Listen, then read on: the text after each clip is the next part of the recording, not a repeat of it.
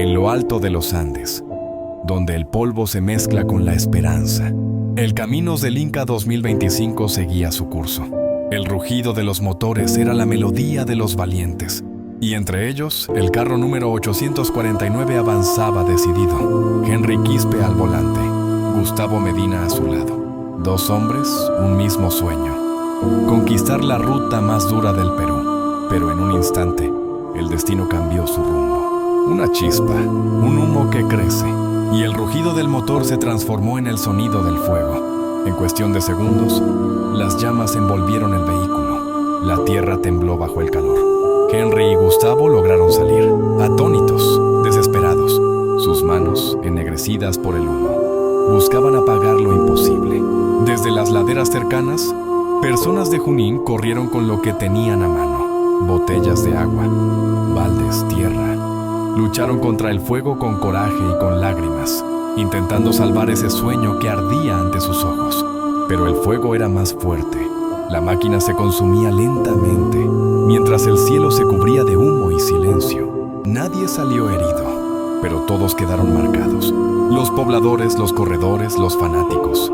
Porque ese día, el Caminos del Inca recordó que detrás de cada casco y cada motor hay un corazón que late, una historia, una familia, una ilusión. El carro 849 ya no sigue en carrera, pero su fuego no se apagó en vano.